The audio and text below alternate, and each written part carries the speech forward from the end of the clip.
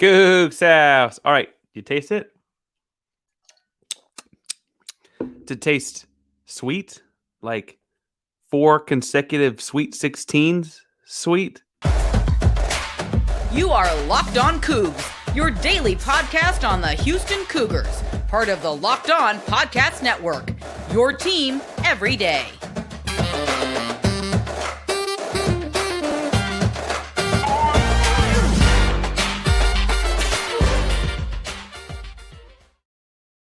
Welcome to Locked On Cougs, daily podcast about your Houston Cougars. I'm your host, Houston-born teacher and coach Parker Ainsworth, to break down all things Cougs. If you're a U of H fan or just a hater can step by, please be sure to subscribe down below. That way you can listen on Cougs in your newsfeed each and every day. We appreciate you making Locked On Cougs your first listen of the day. Welcome back to the YouTube channel. It's good to see you again. Remember, we're giving stuff away every 250 subscribers. We're over 800 now, comfortably over 800. We're going to continue to move forward to 1,000. The faster we get there, the better the prizes. Yeah. You've heard that before. But make sure you subscribe down below and comment. Let us know what you thought. What was your thoughts on the Auburn game moving on to Sweet 16? Or if after watching this, you're like ready to put it to bed and move on, business first mentality, tell us if you dip your potato chips in things. We're a big French onion family in this household. I have seen people use mustard. Tell us what you dip in. All right, so in this episode, we're going to celebrate moving into the Sweet 16 and breathing a little bit easier as the number one seed. We're not the same fate as several other number one seeds. We'll talk about that too at some point. We're going to have the first segment, Team March. He gets his own segment. Second segment talks about how the game went. Third segment, some more highlighted type players and things we got to talk more about. Admittedly, I'm also going to be occasionally glancing over to see what's going on in that Maryland and Alabama game. Looks like Alabama may be pulling away. We'll see. All right. First segment, Team March. Let's get to it. Tramon Mark had a historic kind of basketball game. On the official stat sheet, I guess he had 26 points on 17 shots and 8 of 9 from the free throw line, 9 rebounds, 0 assists, and we'll get to why that's important in a second. But I don't think even that dominant stat line, 26 points on 17 shots, I don't think that tells the story of how important he was in this basketball game. There's a stretch in the second half where both Marucs Sasser and Jamal Shead had 4 fouls apiece. Now, we'll get into more about their health later, but they had 4 fouls apiece, right? And Houston had to sit them down for at least a minute, right? At least a little bit to cool them off. It was like 10 minutes left in the game. And Houston sits both down. They put in Emmanuel Sharp and Terrence Arsenault, who are both tremendously talented freshmen. I understand that. I understand they have like high ceilings, and I really think they could both be NBA basketball players. In this moment, they're 19-year-old kids, right? And they're playing on the world's biggest stage against, an SEC opponent. And they're on 32, and they're playing in a hostile environment. We talked about before. This was in Birmingham, Alabama, right? Not that far away from Auburn's campus. Tramon Mark said, bet, and just took complete control. In the first half, Tramon Mark had just 6 points. And so his 20-point second half, I want to stress here, was a necessity. I know it's hard to look at like a 17-point win, like, oh, well, they got to piece together this and the 17-point win is entirely because Tramon Mark breaks the back of Auburn's defense over and over again. They ran a couple different like cheap actions to get him the ball up top, but really the actions were just kind of like to make sure he had enough space to catch the ball while they're trying to face guard him. And then they all got the heck out the way, right? Then they went to 1-4 low kind of stuff very quickly, getting out of his airspace and continued to get out of his way, get to the 1-4 low, and let him get to mid-range and let my man cook. On the shot chart here, I think what's fascinating about his shot chart is Tramon Mark was 0-for-3 from behind the arc. And I think typically we're like, oh, no, that's not great, right? Because we have had times this season we shot too many threes. But outside of those 3 threes, his next closest shot was 12 feet away, right? He was getting inside, getting in the paint, getting inside, and elevating over, admittedly, a little bit shorter guards. Part of that, I do want to admit, is because Terrence Arsenault's in the game, and he's a 6'5" guy himself.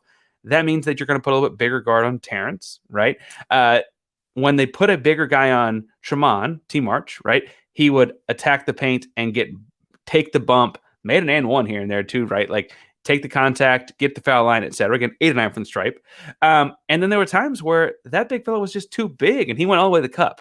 And over and over again, Tramon Mark had this mid-range flurry that really, really opened up a whole bunch of things, including an extending of the Houston Cougar lead with their two high scores for most of the season. And you can ask Coach Kelvin Sampson himself. He said that Jamal Shead is the point guard. That's arguably the most important player. And that Marucs Sasser is the best player. With them on the bench, Houston saw their lead grow because of Tramon efforts. After the game, he said, I knew what I needed to do on the floor for us to get through that stretch, and I executed well, and I believed in myself. He would continue with, Coach trusted me, and I trusted myself. Everybody wanted me to have the ball in the situation, and I did what I needed to do, and I'm proud of myself. And then he started chuckling when asked about what was it afterwards. He says, I ain't going to tell you what he said, but he was proud of me, that is, of Coach Sampson. And then he kind of looked around. They were like, no, what did he say? He said, I'm a bad mother. And they just started laughing. And I have to say, Tramon, you are. That was tremendous. And interestingly enough, like Tramon Mark came out of high school listed as a combo guard and point guard and drive and dishes and that kind of stuff. And I think he does that really, really well. But I said I liked his 0 assists because it indicated a focused aggression from him on getting to the basket.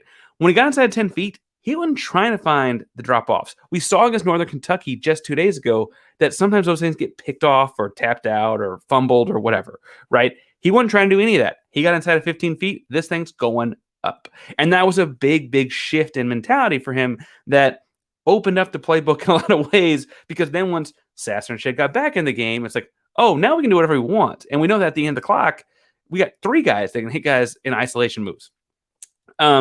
Honestly, that stretch, I think, will go down as iconic. And if and when Houston wins the national title this year, and it's still very much in play, a lot of stuff could shake out Houston's way as no one seed in the region and so on. That game will go down in infamy because it will always be the Tramon marking. And every single national championship, or national champion, I should say, has games like that. Like, remember that one time so-and-so hit the one shot, or so-and-so had the great run, or so-and-so had 2 in the corner. And it might not be in the last 10 minutes of an elimination game like that, but it's typically something in March when it's like, hey, remember that one guy hit that shot, right? It's not always McNamara from Syracuse or those kinds of things, but you can constantly think back to, oh, that was a great run, but the thing no one thinks about is the second or third or fourth best score helped along the way back to that one time. This was that one time, and that guy was Tramon Mark at a time when they needed him the most. If you're thinking of a time yourself, whether it's Rob Gray, whoever, make sure you tag it down below. Tell us what you think. On the whole, though, I think that's the stretch that people remember. But after halftime, because Tramon had, like I said, 6 at halftime, on the first possession of the half, they get it to Tramon in the corner, and he could have taken the 3, but he waited for the defense to react out. Pump fake, drive the lane, had a nice little lay-in. Like, I think this was kind of his MO in the second half. And then once he was the veteran guard on the floor, that's when he kind of took over and did the thing. Speaking of doing the thing, let's talk about our buddies over at Built Bar, because the Built March Madness bracket is here. We know you have a favorite bar or puff, and now is your turn to make it count. Go to builtmarchmadness.com to vote for your favorite. I know I'm voting for the almond coconut. Again, Mounds Bar guy myself. But if you want the Houston Cougars to win, you'll be voting for our bar too, or whatever bar you want to say. Just tag the Cougs with it. Right? Support your team, support your bar or puff. And when you vote for your favorite bar or puff, you'll be entered in a drawing with 50 lucky Locked On listeners. We get a free box of Built Bars or Puffs. That's 50 lucky Locked On listeners.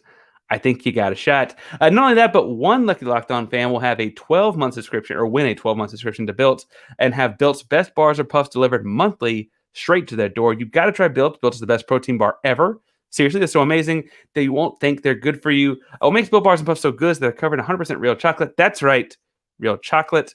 Run to BuiltMarchMadness.com right now to vote for your favorite bar or puff, and pick a box while you're there. You can vote every day in March, so hop in and support your pick. Now, I said I want to talk a little bit about how the game went, and then the third segment talks about like some specific highlighted moments.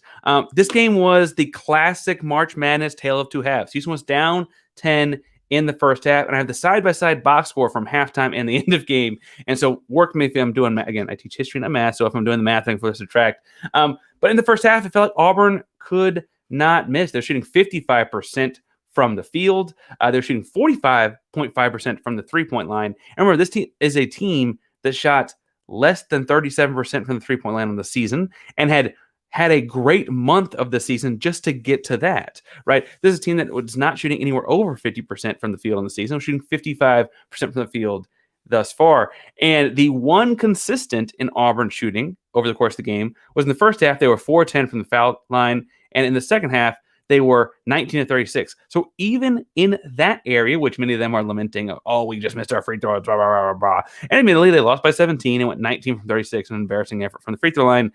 17, I guess, directly might have tied to it, but we both know that that's not quite how bad. It's not an if this, then that kind of basketball thing, right?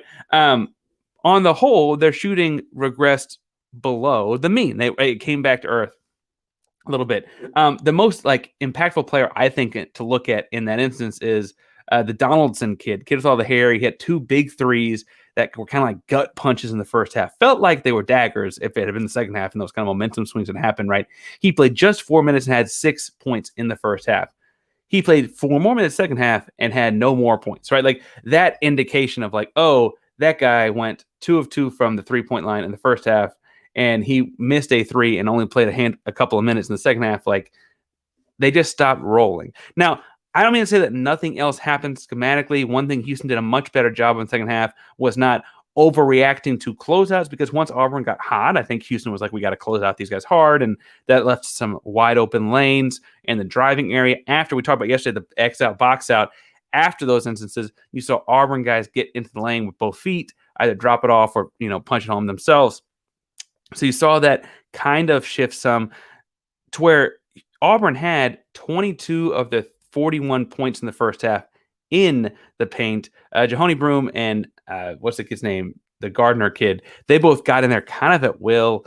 Broome was really, really impressive in this game, and every aspect except for free throw shooting. I think a lot of people are going to look at him as oh, he missed so many free throws. But he did so many things well. I don't necessarily think that that's the route I want to go. He was kind of the only real big for Auburn that was matching Houston's intensity and energy after things like rebounds and stuff like that for a long stretch. So admittedly, I'm not going to sit here and downgrade the kid, but one of Houston's moves in the second half was we're going to swat at his shot every time. And it led to a lot of fouls. Houston had 3 guys with 4 fouls, and Juwan Roberts fouled out over the course of the game, right? That clearly was an impact. And I think being aggressive on contesting shots was an intentional shift at halftime. I get it. I get what they were doing there. However, what it also meant that Jahoni Broome was at the foul line a whole bunch, 16 free throws. He made just 6, right? That ended up swinging Houston. Those ended up being empty possessions for Auburn. The interesting thing there too was that in shifting first half, second half, we've heard Sampson and other people saying post-game stuff that it wasn't like they just had a bunch of, I don't know, yelling and swearing and stuff like that. They weren't freaked out or anything like that at halftime. But I do think it must have been a stern talking to, because there were some things in the first half that just seemed un-Cougar-like, right? In the first half, you had Auburn with 21 rebounds, right? On the game, they ended with 34 rebounds, right?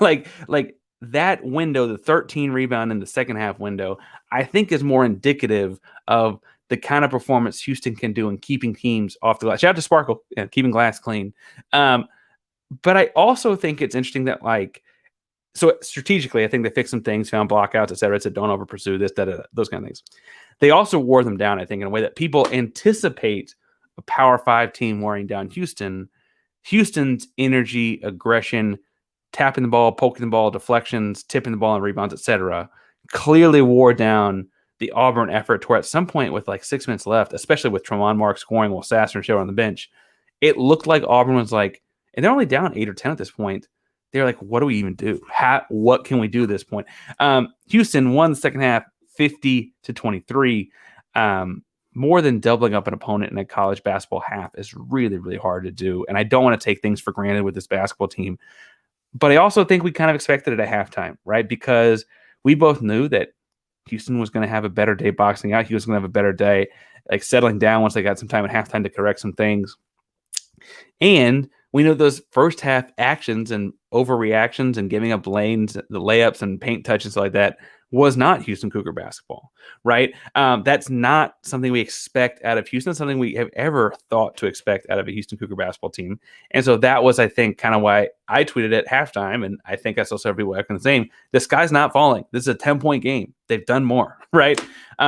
I don't know that I thought that they were going to win by 17 after being down by 10 and a half against a team that I had a lot of respect for, but I digress. Another thing offensively that worked really well for Houston, aside from the Tramon Mark stretch, is you saw a fairly balanced effort elsewhere, right? You saw Jamal Shed attacking the rim a little bit. We'll talk more about him in a second. You saw Marucs Sasser add in 13 points of zone, even though he missed a stretch of time with foul trouble. He played just 13 minutes in the second half. So, again, he scored 13 points in his 13 minutes on the floor. And his corner three, that was a dagger at the end when, I mean, it was never in doubt when he came back in there at the end, but that corner three was sweet, sweet, sweet. Javier Francis got his run. It was good to see him in the tournament. Terrence Arsenault got a little bit of clock too there, that stretch where Houston was in foul trouble. And I've been interested, I'll ask you, tell me in the comments down below. Terrence Arsenault got just 5 minutes in this basketball game. And I feel like in the first game, it was very clear. And in the AAC title game, it was very clear that he seems to be the guy Sampson goes to when he has to replace Sasser. And I like his defense a lot. So why do you think it is that Arsenault is not getting a whole lot of run in these things? Because, again, I think he's going to have a big, big sophomore year. He's shown some things and some real growth this season. I would have just thought that he'd get a little more run if he's someone we're going to rely on when Sasser's out. Why isn't he getting relied on in their moments? But I'm not going to question Sampson. All praise Sampson. No problems there. So all those things said and aside, the other schematic difference here, if I'm looking at things where it got really chippy, fouls called really tight. On the whole, how many fouls? Let me see. 25 fouls called on Houston, 22 fouls called on Auburn. When you factor in the fact that it was kind of home cooking because it was kind of their home floor, like that's understandable. Bad missed goaltend call, though. That was a whole problem. I don't need to sit here and digress about NCAA. That was bad. Anyway, the thing I was getting to is where Auburn missed 17 free throws in the game, and they went 4 of 10 in the first half and went 15 of 26 in the second half, right? Houston went 18 of 18 from the stripe in the second half. That's winning basketball, right? We've had moments in like Temple or even Alabama early this season where Houston could not get it done on the foul line. They just missed easy open shots from the free throw line. They're called free, right? Like, da-da. Instead, this game, Houston was able to flip the script and get things done. I want to get into some more individual, we'll talk about a block party and Marucs Sasser fun and those kinds of things. But first, let's talk about our buddies at FanDuel. So FanDuel is the number one sports book in America. Where'd it go? And it is the tight part of the NBA season, right down the stretch here as teams get ready for the playoffs. And it's a perfect time to download FanDuel, America's number one sportsbook, because new customers get a no-sweat first bet up to $1,000. It's bonus bets back if your first bet doesn't win. Just download the FanDuel Sportsbook app. It's safe, secure, super easy to use. And then you can win on everything from money line to point scores, three train, etc. My thing I'm going with here, as this episode comes out on a Sunday, is on Sunday night, Houston plays the New Orleans Pelicans for a second time in 3 days. Now, Friday's game was exhilarating, right? The Jabari Smith three at the end to win it was so cool, so awesome. And when we're having fun and poo-pooing on the Auburn Tigers, that was one Auburn Tiger we both root for, right? However, they are not favored in this game. They have the Pelicans are favored by 5. It's New Orleans -5. The over-under is set at 227.5. With watching Zion continue to not play a whole, and all those, like looking at the New Orleans roster after Friday, I think I'm taking Houston to keep it closer than 5. I was impressed by the Houston Rockets on Friday's game, and so I'm thinking they keep it closer than 5, even if they don't stretch the win streak to 4. I mean, this is the first time they won 3 games in a row this season, so the idea that they won 4 feels foreign, or at least a few years old. But I do think they keep closer than 5, so I'm saying to do it. I'm saying to do it at FanDuel.com. Plus, FanDuel even lets you combine your bets for a chance at a bigger payout with same-game parlay, so don't miss the chance to get your no-sweat first bet up to $1,000 in bonus bets when you go to FanDuel.com/lockedon. That's FanDuel.com/lockedon to learn more. Make every moment more with FanDuel, an official sports betting partner of the NBA. All right, so I said I want to get some individual accolades here, and I do want to say that I was encouraged by Marucs Sasser and the ability to play 31 minutes and potentially more had he not been in foul trouble. Sasser, you remember, re-aggravated his groin injury in that Northern Kentucky game, did not play the second half. And it sounded like in some availability with John Houston, the athletic trainer, that truthfully, it wasn't like he could not play the second half. They just held him out to not exacerbate the re-injury of it. Sounds like if they needed him or something, the second half were not going well, you might have seen him in the last few minutes of it even to help get some threes off. Instead, he continued like he was stemming it on the sideline and all those kinds of things, right? He came in and frankly, I don't want to say he was 100% of himself. I think defensively is where we saw a lot of the layoff, a lot of the like fallback from him. Defensively, I would point out that like Houston opened the game in his zone. Houston would regularly not put him on Wendell Green Jr., right? They would kind of find other places to put him because that guy's a downhill menace, right? Like those kinds of things, and kind of find ways to get him out of it. And I think at least two of his fouls were, I can't beat you to that spot, but I can cut you off with my hand if they call the foul they do, and if not, we'll live to play another day, right? I think that was a couple of his fouls along the way there. And I think he's probably closer. Someone's on the lines. I saw people running with like 60%. I think he's probably closer to 80. So not 100. And I think it's kind of a weird game to be playing this. Like, where is he? If he's on the floor playing, I think we just have to assume he's playing, right? But offensively, he looked like a pro again. And I think that's a big, big thing for this team is they know they can get him the ball with like 9 seconds left in the shot clock. A good shot is going up, right? He's not a 100% shooter, but a good shot is going up. And that's a big, big thing for the Houston Cougars. The guy I'm more worried about on injuries is Jamal Shead. He clearly is playing through a lot of pain in his knees. He's wearing long tights you would think to kind of keep some heat on those knees. And frankly, all the power to him for doing it. He played 34 tough minutes, and had he not had 4 fouls, he probably plays more. And his leadership stood out more than any individual stat or accolade on my computer screen right now, right? Yes, he had 10 points. Yes, he went 6 or 7 from the foul line. Yes, he had 5 assists. But at the end of the day, having him orchestrate the Cougs was more important than any of that while he was out there. He's a true leader, and he's a junior, and I'm excited to have him back for the season next year because he is really, really good. The way I think you see his injury playing out is on both sides of the floor. Same thing as Marcus on defense, right? He's not as quick and shifty side to side, getting beat to the spot a couple different times. But offensively, my favorite play of his is what I've been calling running back dive, where they're just like, they might call a high screen roll, or he might just hesitate, and it's just like full speed to the basket. And it's like, we'll see what happens, but I'm going full speed and seeing what you do to respond to that because he's so quick and so strong. He's doing that a lot less because I think it's taking a lot out of his knees, right? I think that thus that he's not able to do as much with all of that. So props to him for even gutting it out and playing. Houston loves having these kinds of guys, and Sampson seems to breed these guys with that culture that they built in Houston.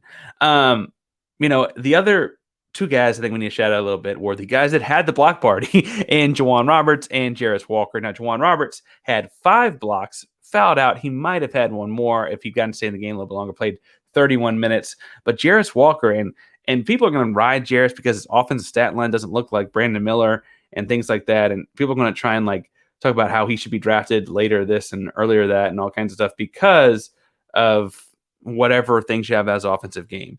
He plays in Houston's system, and Houston's system has guards isolated and big fellas follow, right? That's that. He had just 7 points, right? A couple inside and a 3. Admittedly, I would say if I'm looking at this game, he probably should have gotten the rock more.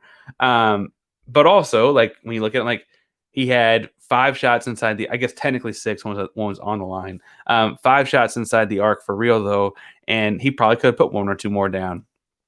But 6 blocks for the freshman. Tremendous defense at the perimeter, interior, every level, like a true 3-level defender, playing help side, playing on ball, trapping, sweeping the backs. All kinds of different aspects of a true Kelvin Sampson defense are pivoting on having this kid on the floor for his 32 minutes as they did, right? I also want to reiterate the 6 blocks.